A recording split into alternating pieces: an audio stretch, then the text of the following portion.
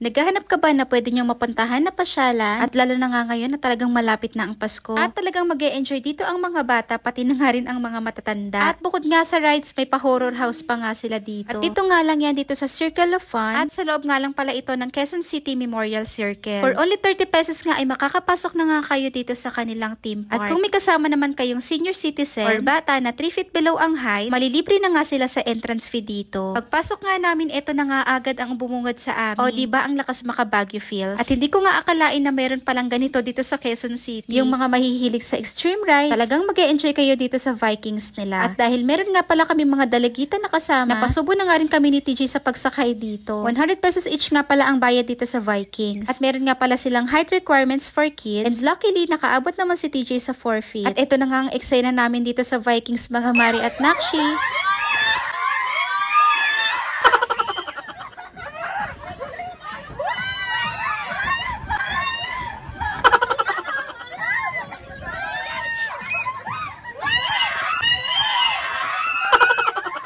Tapos nga namin sumakay ng Vikings, nag-ikot-ikot na nga muna ulit kami. Tapos sasakay nga sana kami dito, kaya lang si TJ ay medyo may trauma pa nga doon sa Vikings. Kaya hindi na nga kami nakasakay. Kung interesado nga pala kayo, ito ang kanilang mga rates. Tapos sumakay naman dito ang mga pinsan ni TJ, si Ate Amiria at Chaira.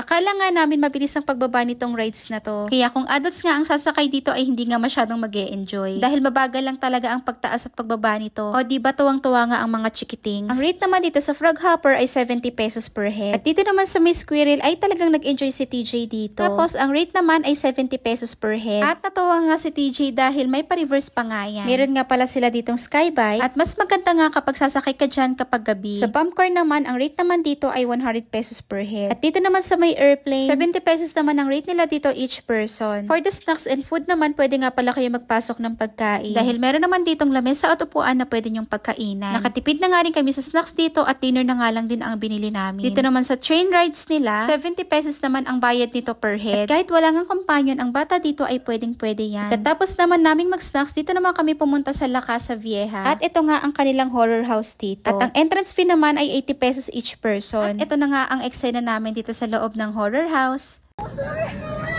So scary! Ayan na sila. Bata o. Dali na. Lara! Nakakatakot yun. Wala. Go na to. Tita.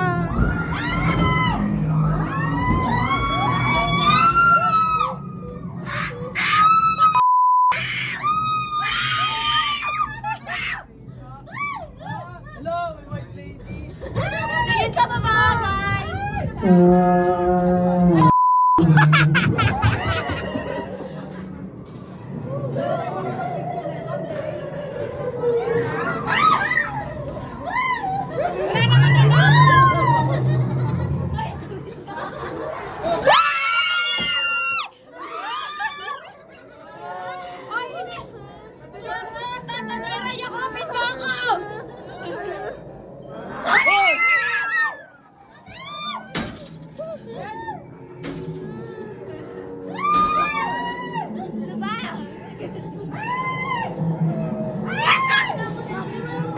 Wala naman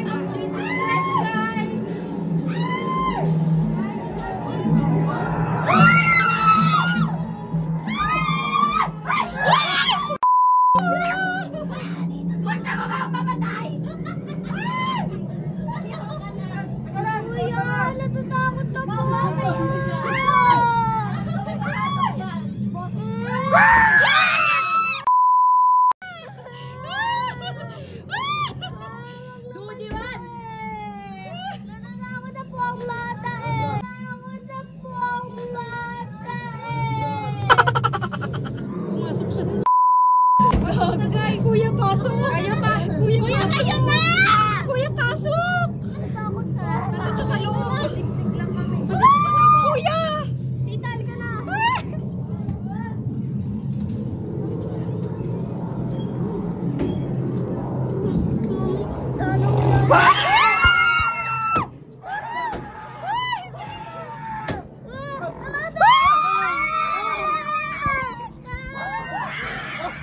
Pagkatapos namin sa horror house, naabutan na nga namin si Dad Jess na naglalaro dito sa number games. At nanalo pa nga siya ng 3 pirasong Mountain Dew at 2 baso. Ito na nga pala yung huling rides na sinakyan namin, ang Skybike. Buti na nga lang at gabi na nga kami sumakay dito. At tignan nyo naman kung gaano kaganda yung view. At ang lakas talagang makabaggy feels dito mga Mari at Nakshi. For only 120 pesos ay malilibot mo na nga yung buong theme park. At hindi nga lang yan ay 2 persons na nga ang makakasakay. Lalaba 60 pesos nga lang ang magiging per head nyo dito. At sa lahat nga ng mga nasakyan namin, ito talagang rides na to ang pinakasulit sa lahat. At inabot nga kami ng 10 minutes dito sa itaas kakabike. At syempre susulitin na natin ang pagpunta dito. Pagkalabas nyo naman ng theme park, ito na nga ang bubungad sa inyo ang mga nagagandahang mga Christmas lights. At perfect na perfect ditong mag-picture-picture. At dahil medyo napagod na nga kami sa kakaikot sa Circle of Fun, di na nga namin naikot lahat ng mga pasyalan pa dito. Pero kung meron pa nga kayong energy, pwede pa nga kayong pumasyal at pumunta doon sa famous tower at pinaka-landmark ng Quezon City Memorial Circle. At bukod nga dyan ay pwede pa nga kayong mag-food trip dito dahil meron silang night market at food bazaar. Kung tatawid ka naman papuntang Sakayan ay mag-e-enjoy ka nga pala dito sa kanilang underpass. At tignan nyo naman kung gaano kaganda yung mga paintings. At syempre, perfect nga ito pang picture-picture. At hanggang dito na nga lang muna mga Mari at Nakshi ang aking video for today. Punta na kayo dito. Ayun lang. Ay, ganda. Ayan o, inaano ko. Kaya pala may elevator. Bagong paint.